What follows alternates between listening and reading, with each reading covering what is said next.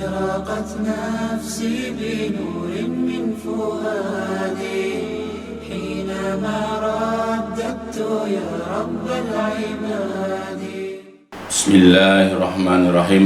إن الحمد لله نحمده ونستعينه ونستغفره ونعوذ بالله من شرور أنفسنا ومن سيئات أعمالنا. من يهده الله فلا مضل له ومن يضلل فلا هادي له. أشهد أن لا إله إلا الله وحده لا شريك له وأشهد أن محمدا عبده ورسوله. اللهم صل على محمد وعلى آل محمد كما صليت على إبراهيم وعلى آل إبراهيم إنك حميد مجيد.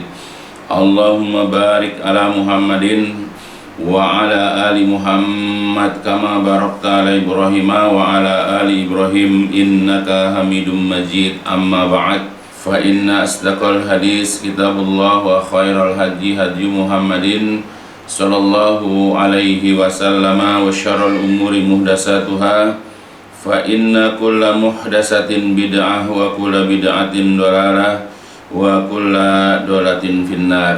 Alhamdulillah, pada kesempatan kali ini kita akan lanjutkan kajian tentang kitab kabair, ya, dosa-dosa besar, dan terakhir sudah sampai kepada dosa-dosa besar hati.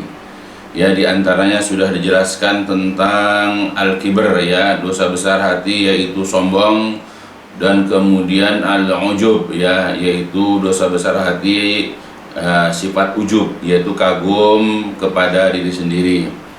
Nah, sekarang kita akan lanjutkan kajian selanjutnya tentang dosa besar hati. Yang selanjutnya adalah ar-riya was-sum'ah, yaitu bab zikri ar-riya'i was-sum'ah, bab tentang menyebutkan dosa besar riya dan sum'ah. Berkata Syekh Fauzan, minal kabair, termasuk dari dosa besar adalah ar-riya'u was-sum'ah, riya dan sum'ah.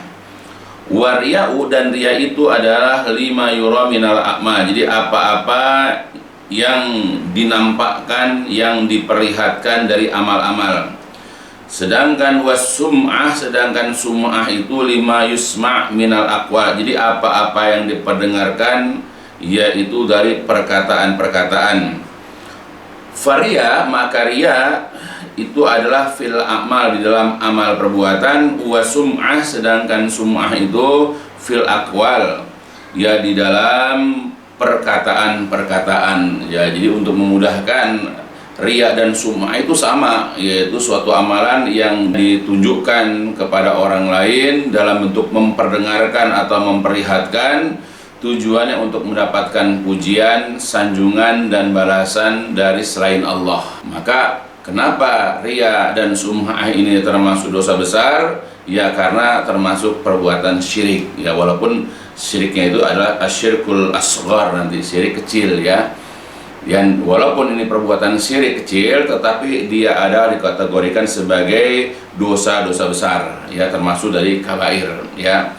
Ya, jadi kalau riya itu adalah memperlihatkan, ya, menampakkan, yaitu amal kepada orang lain selain Allah, sedangkan riya itu adalah memperdengarkannya. Kemudian dalil yang dijadikan sebagai dasar, ya, di dalam kitab atau dalam penjelasan riya dan sum'ah ini, ya, Syekh At-Tamimi rahimahullah membawakan pertama dalil adalah firman Allah Ta'ala, yaitu surat Al-Kahfi ayat terakhir, wa qaulillahi ta'ala, dan firman Allah Ta'ala, a'udzu billahi minasyaitonir rajim, surat 18 ayat 110, qul innama ana basyarum mislukum yuha ilayya annama ilahukum ilahu wahid faman kana yarju liqa'a rabbih faly'amal 'amalan shalihan wa la yusyrik bi'ibadati rabbih ahada.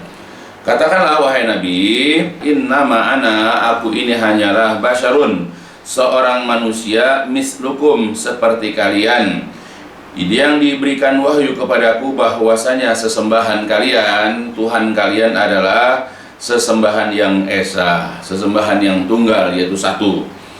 Yang kita ambil faman kana yarju liqa rabbih. Jadi barang siapa yang menginginkan, barang siapa yang berharap berjumpa, bertemu dengan Rabbnya, maka harus dia tunaikan 2 syarat. Pertama adalah falyamal amalan solehan, maka hendaklah dia mengerjakan amal yang soleh. Dan yang kedua, ya wala yusyrik bi ibadati rabbih ahadan, dan janganlah dia mempersekutukan seseorang di dalam beribadah kepada Rabbnya. Ya, jadi ayat ini menegaskan seperti yang dikatakan oleh Syekh Fauzan itu, maka barang siapa yang berharap bertemu dengan Rabbnya, kapan itu? Yaitu yaumal kiamah, yaitu pada hari kiamat. Ma'ana, di samping ya atau bersamaan dengan kullal khalqi, ya dengan segenap atau semua makhluk, saufa yalqauna rabbahum, mereka nanti akan bertemu dengan Rabb mereka. Lakin tetapi al-mu'mina, orang mukmin itu, yalqarabahu, nanti akan bertemu, akan menjumpai Rabbnya bil khair, ia dengan membawa kebaikan-kebaikan, wal iman, dan keimanan, wal kafir, sedangkan orang kafir, wal musyrik, dan orang musyrik, yalqarabahu, mereka akan menjumpai, akan menemui Rabbahu, Rabbnya, dalam keadaan membawa bisyarri, keburukan, wal kufri, dan kekufuran. Jadi pada dasarnya semua orang nanti akan bertemu, ya sekedar bertemu saja. Adapun melihat Allah nanti, melihat wajah Allah, itu hanya orang-orang yang masuk ke dalam surga. Tapi semua orang nanti akan menghadap Allah, ya, baik itu orang kafirnya, ataupun orang mukminnya, ataupun orang munafiknya. Ya, cuma kalau orang mukmin nanti datang menghadap Allah dengan membawa berbagai macam kebaikan dan juga keimanan sesuai dengan ukuran mereka masing-masing. Sedangkan orang-orang kafir, orang musyrik, orang munafik, ya ahli kitab yang kafir itu, mereka nanti juga akan menjumpai Allah dalam kondisi membawa berbagai macam keburukan dan kekufuran, keingkaran mereka kepada Allah Subhanahu wa ta'ala, dan masing-masing akan mempertanggungjawabkan ya amal-amal mereka sesuai dengan ya keingkaran, kekufuran, dan keburukan-keburukan mereka. Nah, jadi barang siapa yang ingin berjumpa dengan Rabbnya, yaitu maksudnya di surga, karena hanya orang beriman sajalah yang masuk surga, hanya orang yang di dalam surga lah nanti yang dapat melihat Allah, sebagaimana kita melihat nanti bulan purnama tanpa tertutup oleh awan, ya, jadi betul-betul jernih langit, tidak ada awan, dan kita mampu nanti melihat bulan purnama seperti itu. Nah, seperti itulah nanti orang-orang yang di dalam surga melihat Allah. Nah, jadi orang-orang yang nanti bertemu dengan Allah dan melihat Allah itu, ya dikatakan di sini, wa amma syartu liqa'illahi bil khair, adapun syarat menjumpai, bertemu dengan Allah itu dengan membawa kebaikan, faqad bayyanahu azza wa jalla, maka sungguh Allah azza wa jalla telah menjelaskan bi qaulihi, dengan ya firman-Nya. Jadi syarat bertemu dengan Allah adalah pertama, falyamal amalan solehan, maka hendaklah dia mengerjakan amal yang soleh. Wal amalus soleh, sedangkan yang dinamakan dengan amal soleh, huwallazi yuwafiqu syara'allahi, maka dia adalah yang mencocoki, yang menyesuaikan dengan syariat Allah. Fala ya'malu amalan, maka tidaklah seseorang itu mengerjakan suatu amalan, yukhalifu, yang menyelisihi ma syara'ahullahu ta'ala wa rasuluhu sallallahu, maka tidaklah seseorang mengerjakan suatu amalan yang menyelisihi apa yang disyariatkan oleh Allah ya ta'ala, dan juga yang disyariatkan oleh Rasulullah SAW, li'annahu lai yuqbala minhu, maka sesungguhnya amalan tersebut tidak akan diterima, tidak akan dibalas ya oleh Allah dengan kebaikan-kebaikan. Ya, jadi harus memiliki 2 syarat. Ya, pertama adalah amalnya sesuai dengan syariat yang telah dijelaskan oleh Allah di dalam ayat Al-Qur'an. Ya, yang kedua adalah yang pernah dicontohkan, yang pernah diperintahkan oleh Rasulullah Shallallahu Alaihi Wasallam di dalam hadis-hadisnya yang sahih. Nah, kalau andai kata amal-amalnya itu tidak sesuai dengan apa yang disyariatkan oleh Allah dan Rasul, maka amalan tersebut tidak akan diterima meskipun ikhlas, ya, sebagaimana banyak di dalam hadis-hadis atau dalil-dalil, ya. Kemudian wa amma syaratus tsani, adapun syarat yang kedua, wa huwal ikhlas, yaitu adalah ikhlas bagi Allah Ta'ala. Li qaulihi, karena firman Allah Ta'ala tadi, wala yusrik bi'ibadati rabbihi ahda, maka janganlah ya mempersekutukan seseorang di dalam beribadah kepada Rabbnya. Ya, jadi saat gua adalah harus ikhlas. Beramal itu tidak boleh menduakan, tidak boleh mempersekutukan, tidak boleh mensyarikatkan, tidak boleh mensejajarkan ya seseorang dalam beribadah kepada Allah. Faida majtama'a syartani, maka ketika telah terkumpul dua syarat, wahuma, yaitu al-mutaba'atu lirrasul, yaitu ittiba, ikut kepada Rasul, wal ikhlasu lillah, dan ikhlas bagi Allah Subhanahu wa taala, fil amal, di dalam amal, fa innallaha yaqbaluhu, maka sesungguhnya Allah taala akan menerima amal tersebut. Wa amma idza ikhtalla syartun min syartain, maka adapun apabila satu syarat di antara dua syarat itu tidak ada, kosong, ya, maka fa innallaha la yaqbalul amal, sesungguhnya Allah tidak akan menerima amal tersebut. Ya, katakanlah misalnya kita beramal ikhlas tetapi tidak ikut kepada Rasulullah, tidak mencontoh Rasul, tidak menteladani Rasul, tidak sesuai dengan apa yang Rasul perintahkan misalnya, maka amal tersebut walaupun ikhlas tidak akan diterima oleh Allah Subhanahu wa taala. Atau ya amalan kita mencontoh Rasulullah, ya karena kita mempraktekkan perintah Rasulullah, tetapi tidak ikhlas, ya karena ingin dipuji orang, ingin disanjung orang misalnya, maka amalan tersebut kendati pun sesuai dengan syariat, sesuai dengan apa yang diperintahkan Rasul, tetap amalan tersebut tidak akan diterima. Ya apalagi kedua-duanya tidak ada, sudah beramal tidak sesuai dengan perintah Rasul, melakukan perkara-perkara yang tidak pernah dicontohkan oleh Rasul, sudah begitu tujuannya pun pamer, tujuannya pun ingin dipuji orang, tujuannya pun ingin terkenal, ingin termasyhur di kalangan manusia, apalagi itu ya sudah tidak sesuai dengan yang diperintahkan Rasul, sudah begitu niatnya bukan karena Allah Subhanahu wa taala, maka jelas tidak akan diterima ya di sisi Allah Subhanahu wa taala, dan Allah tidak akan memberikan ganjaran pahala kepada orang yang melakukannya seperti itu. Nah, itu dari pertama ya. Dan ini pun telah dijelaskan oleh Syekh Al-Albani dan yang lain-lainnya tentang dua syarat diterimanya amal dalam banyak kitab. Silakanlah merujuk pada kitab-kitab yang menjelaskan masalah keimanan dan keikhlasan. Itu dari pertama yang kita pelajari. Terus sekarang dari selanjutnya dalam hadis yang menjelaskan tentang perbuatan riya dan sum'ah, ini adalah termasuk kabair. An Jundub bin Abdillah radhiyallahu an qala Rasulullah sallallahu alaihi wasallam, man sam'a sama'allahu bihi yaumal qiyamah wa ma yura illahu bih, akhrajahu. Jadi barang siapa yang memperdengarkan ya amalannya, dia memberitahu kepada orang dengan ucapan tentang amal-amalnya, atau dia beramal dengan mengeraskan suaranya supaya orang tahu dia sedang mengerjakan sesuatu, maka Allah akan memperdengarkan juga amalannya itu nanti pada hari kiamat. Kemudian wa may yurai, barang siapa yang memperlihatkan amalnya, ia menunjukkan amalnya kepada orang lain supaya orang lihat dan memuji dia, yuraillah, maka Allah juga akan memperlihatkan amalnya tersebut pada hari kiamat. Hadis ini diriwayatkan oleh Imam Bukhari dan Muslim.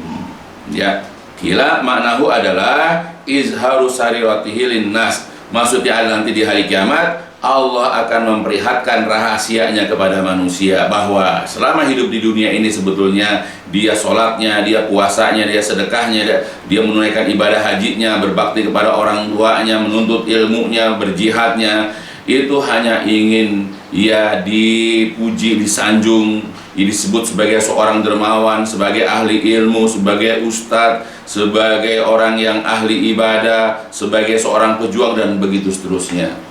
Ya, jadi Allah nanti akan buka rahasianya. Yauma tublas saroir, kata Allah. Pada hari akan dinampakkan as-saroir, yaitu berbagai macam rahasia. Ya, jadi jangan dipikir orang-orang itu akan selamat dari rahasia pribadinya. Ya, makanya tidak ada yang dapat selamat dari rahasia. Makanya yang namanya riya dan sum'ah ini bisa menimpa siapa saja, bahkan orang yang paling berilmu pun bisa. Orang ulama yang sudah terkenal itu pun bisa riya. Makanya kita selalu memohon kepada Allah ya supaya Allah jauhkan kita dari penyakit riya dan sum'ah ini. Ya, karena bisa seperti itu, ya, bisa ingin memperlihatkan bahwa dia adalah orang yang berilmu. Ya, makanya mempelajari keikhlasan ini termasuk perkara yang sangat sulit. Kemudian di dalam penjelasannya adalah man sama ay ahabba ay yasma'an nas qira'atahu wa dzikrahu lillah. Kalimat man sama, barang siapa yang memperdengarkan, maksudnya adalah ahabba, dia ingin, ay yasma'an nas, orang-orang mendengar, qira'atahu, yaitu bacaannya, wa dzikrahu, dan juga zikirnya, lillah, ya, karena Allah. Sum'ah ini mustaq, ya, dia akar kata minas sima, dari menyimak, dari mendengar. Li'annaha, karena dia itu tata'alaq, berkaitan bihasah, dengan indra asam'i, pendengaran. Wa amma riya, adapun riya, fahuwa, maka dia yata'allaku, ya, dia itu berkaitan bihasah, dengan indra al-basar, ya, penglihatan. Ya, jadi dikatakan sum'ah berkaitan dengan ini, telinga, indra pendengaran. Jadi supaya orang dengar apa yang dikerjakannya itu. Ya, contoh misalnya seseorang yang melakukan sholat, misalnya sholat sunnah misalnya, ya, yang sholat itu diperdengarkan, misalnya sholat tahajud atau apalah misalnya, ya, ketika rakaat pertama dia bisa aja baca surat Wattin atau baca surat Wal Asri. Tapi begitu sedang sholat, tiba-tiba ada orang datang ke rumahnya bertamu misalnya, ya, atau mertuanya atau calon mertuanya atau kawannya atau siapa saja, ya, maka pada rakaat kedua bisa saja dia mengatakan atau membaca setelah Al-Fatihah, amma yatasaalun 'anin naba'il azim, dan seterusnya. Ya, memperdengarkan. Ya, dia merubah yang tadi rakaat pertama suratnya pendek, rakaat kedua ya panjang, dan diperdengarkan dengan suara yang tartil, suara yang bagus, dengan tahsin yang terbaik gitu. Untuk apa tujuannya tadi? Memperdengarkan untuk dipuji. Ya, sebagaimana nanti datang penjelasannya. Kemudian wa qauluhu, dan juga sabda Nabi SAW, sama Allah bihi, ya. Jadi Allah nanti akan memperdengarkan dengannya, ay syaharahu au mala'a asma'an nas, ya, bisana alaihi fid dunya wa yaqdahu yaumal qiyamah biman tawa alaihi min khubasis sarirah fahaqqarahu wa sagharahu, ya. Yaitu maksudnya, maka Allah akan memperdengarkan, ya, amal-amalnya itu, yaitu maksudnya Allah akan membuat dia terkenal atau memenuhi pendengaran manusia itu dengan sanjungan kepadanya di dunia ini. Ya, Allah kabulkan. Jadi orang itu banyak menyebut-nyebut, ya, orang tersebut dengan amal-amal baiknya, ya, kemudian orang-orang itu telinganya udah banyak mendengarlah tentang kebaikan orang itu di dunia. Tetapi pada hari kiamat nanti Allah akan bongkar, ya, Allah akan buka apa yang ada pada dirinya dari keburukan rahasianya. Maka kemudian Allah menghinanya, ya, merendahkannya dan mengecilkannya. Itu bahayanya begitu. Sebagaimana juga di dalam hadis, Rasul juga sudah mengingatkan kepada kita, ya, supaya berhati-hati. Rasul mengatakan dalam hadis riwayat Imam At-Tabrani dari Abdullah bin Amr bin Al-As radhiyallahu anhuma, dan hadis ini adalah sahih juga dalam riwayat Ahmad, man samma'an nasa bi'amalihi samma Allahu bihi masami'a khalqihi wa sagharahu wa haqqarahu. Jadi barang siapa yang memperdengarkan kepada manusia dengan amal-amalnya, ya, dia mengeraskan bacaannya atau dia menceritakan amal dia yang selama ini sudah jadi rahasia, dia diceritakan bahwa dia semalam sholat tahajud, kemarin dia sudah bersedekah, membantu masjid dan seterusnya, maka sama Allah nanti akan memperdengarkan amal-amalnya masami'a, di telinga, di pendengaran para makhluknya, dan Allah bertujuan sagharahu, mengecilkannya, wa haqqarahu, dan merendahkannya. Jadi ketika Allah menceritakan tentang amal-amal dia itu, tujuan Allah, ya, adalah untuk merendahkan, untuk mengecilkan dan menghinakan orang tersebut, ya.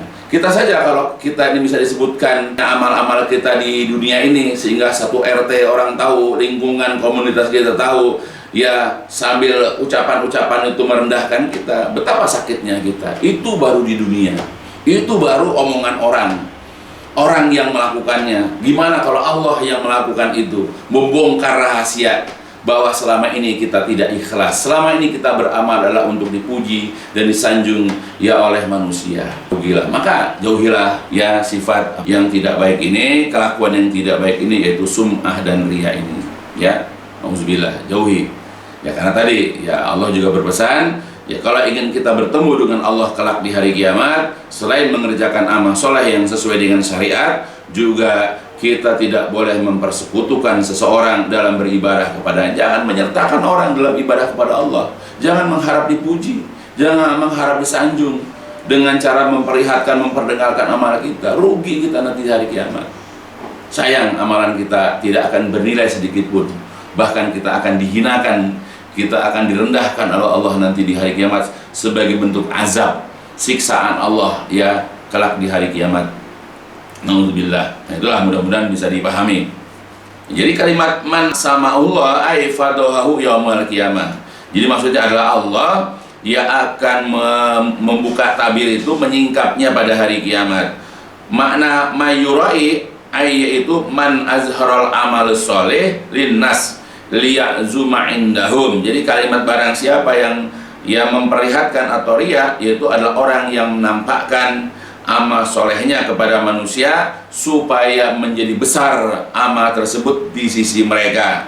Adapun kalimat yura'i bihillah, ya Allah nanti akan memperlihatkan ya amalnya tersebut, dikatakan maknanya adalah izharos sariratihi linnas, yaitu adalah menampakkan rahasianya kelak pada manusia pada hari kiamat. Nah itu ya, jadi kita jangan bermain-main dalam amal kita.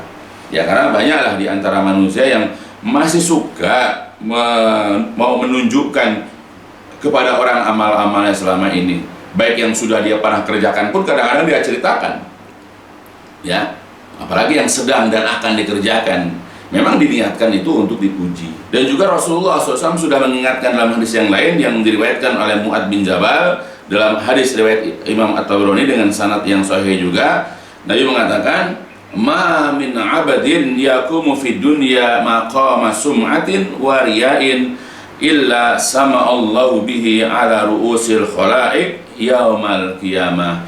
Tidaklah seorang hamba mengerjakan suatu amalan di dunia ini, ya tegak berdiri mengerjakan amalan, apakah itu puasa, apakah itu sholat, bersedekah, menunaikan ibadah haji, berdakwah, ya berbakti kepada orang tua, berbuat baik kepada tetangga dan seterusnya, ya maqama sum'ah, tapi dengan kedudukan yang melakukan sum'ah tadi, memperdengarkan amal, waria dan juga ria, yaitu memperlihatkannya dengan tujuan dipuji dan disanjung, illa melainkan sama Allahu bihi, Allah nanti akan memperdengarkan amalnya ala ru'usil khalaik, ya kepada para pemimpin makhluk yaumal qiyamah, pada hari kiamat.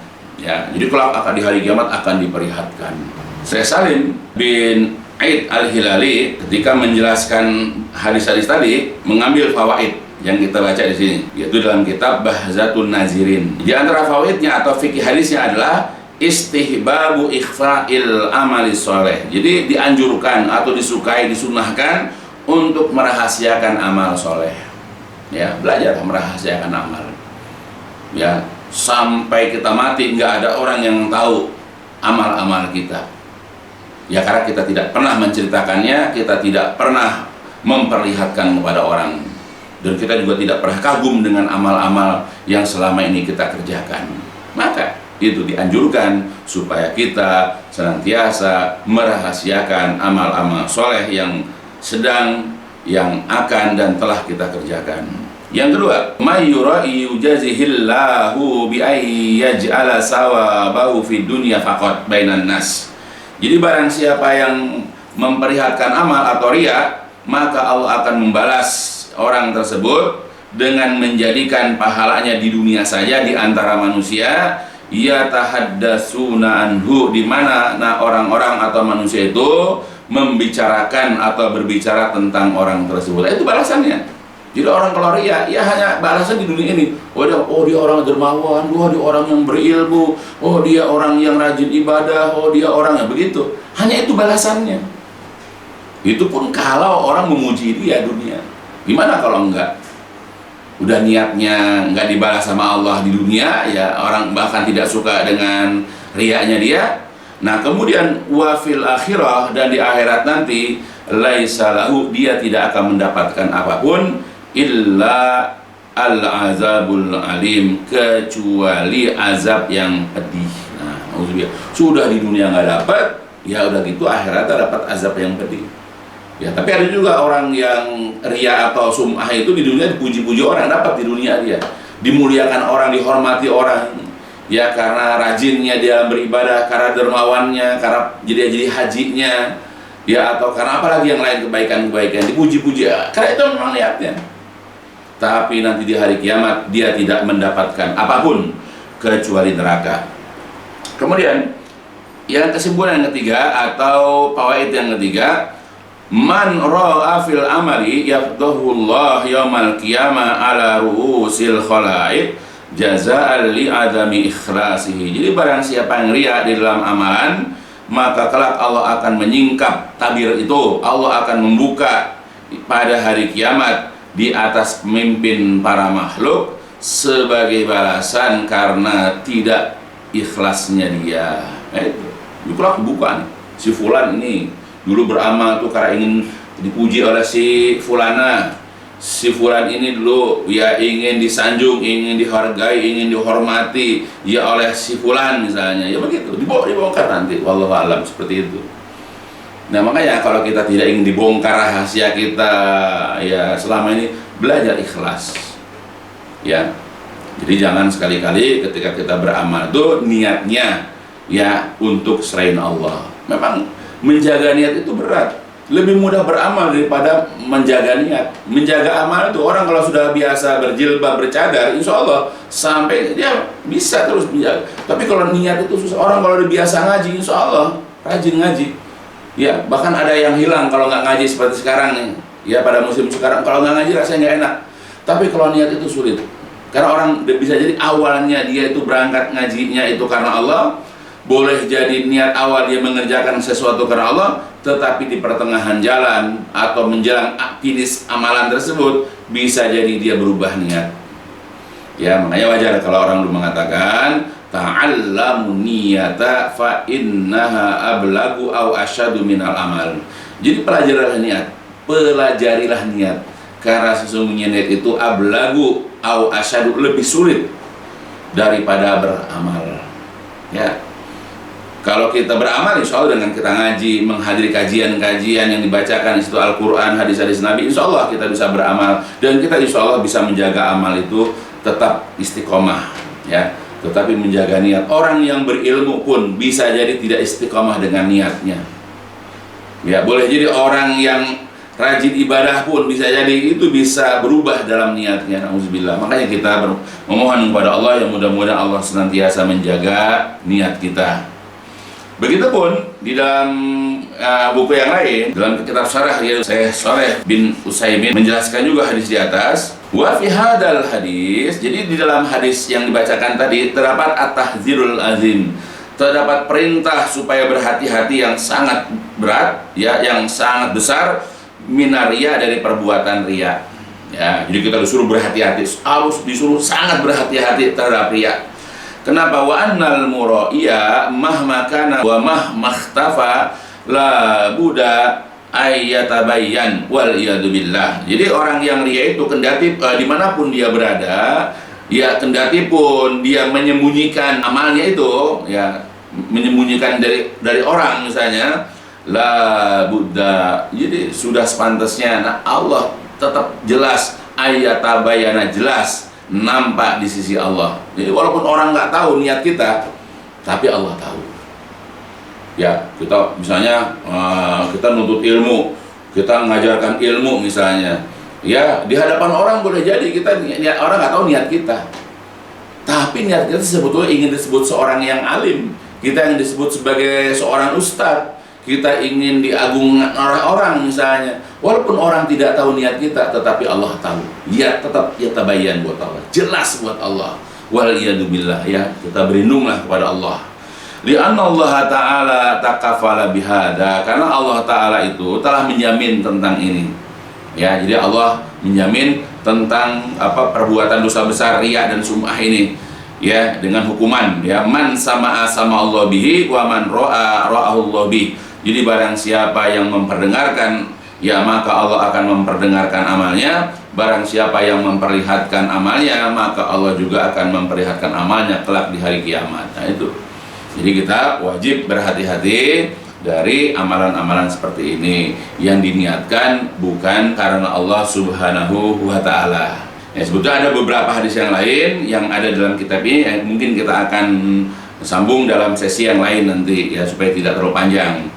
Ya, saya hanya menambahkan lagi di dalam hadis yang lain tentang masalah riya. Ya, Rasulullah SAW pernah, ya, bersabda, pernah berkata di dalam hadis yang diriwayatkan oleh Imam Ahmad dari Mahbud bin Labid, Nabi mengatakan, inna akhwafa ma akhafu alaikum ya asyirkul asghar. Kata Nabi, sesungguhnya inna akhwafa, sesungguhnya yang paling aku khawatirkan dari apa-apa yang aku khawatirkan menimpa kalian, itu adalah asyirkul asghar, itu adalah syirik kecil. Sesungguhnya yang aku khawatirkan terhadap apa yang aku khawatirkan atas kalian adalah syirik kecil. Lalu kemudian qalu, mereka bertanya, wa masyirkul asgharu ya Rasul, apakah syirik kecil itu ya Rasulullah? Qala, Nabi menjawab, ar-riya. Kemudian Nabi menjelaskan lagi, yaqulullahu azza wa jalla lahum yaumal qiyamah. Allah azza wa jalla berfirman, berkata kepada mereka kelak di hari kiamat, idza jazallahu bi a'malihim, ketika Allah sudah memberikan balasan kepada manusia seluruhnya sesuai dengan amal-amal mereka. Kata Allah nih kepada orang-orang yang riya, idhabu ilal ladina kuntum turaunana fid dunya, pergilah kalian kepada orang-orang yang dahulu kalian riya, ya, kepada mereka di dunia. Fanduru, maka perhatikanlah, hal tajiduna indahum jaza, lalu perhatikanlah apakah kalian nanti akan menjumpai balasan ganjaran di sisi mereka. Jadi kalau kita ini beramal sekarang mengharapkan balasan dari si A misalnya, maka kelak di hari kiamat kita akan disuruh mencari si A, lalu minta balasan sama orang itu. Ya, apakah nanti kita bisa mendapatkan balasan? Tentu jawabannya tidak, karena orang itu pun butuh balasan, butuh ganjaran, butuh pahala. Ya, jadi setiap orang yang beramal karena seseorang, ya siapapun dia, apalagi dia meminta atau mengharap balasan dari banyak orang karena ingin dipuji, disanjung, nanti di hari kiamat kita akan cari orang-orang itu, lalu kita cari balasan, ganjaran atau pahala dari mereka, dan tidak ada satu orang pun yang mengikhlaskan atau yang memberi pahala ganjaran kepada kita. Nah, itulah balasan orang yang selama hidup di dunia beramalnya karena seseorang. Dan ini adalah amalan yang paling dikhawatirkan, yang paling ditakutkan oleh Rasulullah atas umatnya. Nah, sayang, Rasul mengkhawatirkan itu kepada kita umatnya, sedangkan kita tidak takut dengan penyakit riya ini. Ya, maka khawatirlah dengan penyakit riya sebagaimana Nabi telah mengkhawatirkannya kepada kita. Ya, riya adalah merupakan asyirkul asghar, merupakan syirik kecil. Walaupun syirik kecil tetap dikategorikan sebagai dosa besar, ya, termasuk kabair. Ya, jadi jangan lihat dari syirik kecil ya, tapi syirik kecil ini adalah merupakan dosa besar. Bahkan dalam hadis yang lain, ya, dalam hadis qudsi yang diriwayatkan ya oleh Imam Muslim dan Ibnu Majah dari Abu Hurairah, qala Allahu ya ta'ala, Allah ta'ala berfirman, ana agna syuraka'i anisyirki. Jadi kata Allah, aku adalah orang yang paling kaya, aku adalah orang yang paling mampu dari sekutu-sekutu, dari persekutuan. Man amila amalan, barang siapa yang mengerjakan suatu amalan, apakah sholat, apakah puasa, apakah sedekah, apakah haji dan yang lain-lainnya, ya, asyraka fihi ma'i ghairi, dalam kondisi dia mempersekutukan di dalam amalnya kepada selainku di samping aku, maka taraktuhu wa syirkahu, maka aku akan meninggalkan orang yang berbuat syirik itu dan sekutunya. Nah, itu. Jadi kalau kita sekarang mengamalkan sesuatu karena si A, di hari kiamat Allah tidak butuh kita dan tidak butuh si A itu. Ya, Allah butuh dengan makhluknya, kita yang butuhkan Allah. Nah, itu Allah sudah mengatakan demikian. Ya, karena Allah adalah agna syuraka. Nah, di sini juga diriwayatkan ya dengan sanad yang sahih ya, karena hadis Muslim di situ ya, dan juga Ibnu Majah. Kemudian untuk menjelaskan hadis tersebut, Syekh Salim bin Id Al-Hilali juga mengambil penjelasan bahwa di sini yang pertama adalah ar-riya nau'um minasyirki. Riya itu termasuk dari perbuatan syirik. Ya, syirik kecil ya. Ya, tapi itu dosa besar. Yang kedua, ar-riya'u muhbitul lil amali.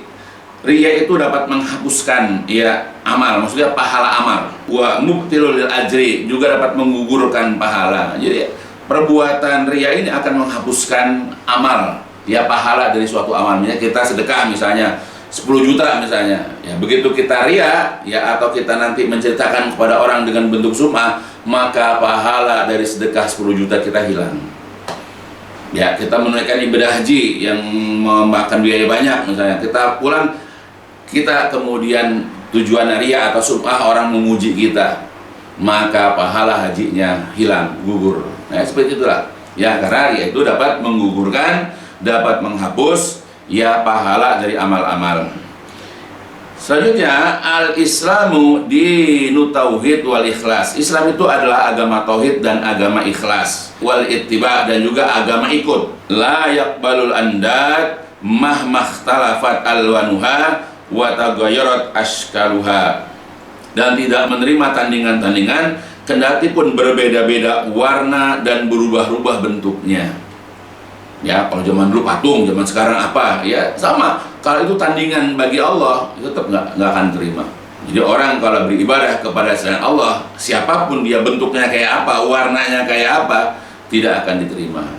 Ya, karena harus ingat bahwa Islam itu adalah pertama agama tauhid. Orang kalau tidak bertauhid berarti dia belum Islam yang benar. Ikhlas. Islam juga mengajarkan keikhlasan, dan Islam juga mengajarkan al-ittiba, patuh, ikut ya kepada aturan agama.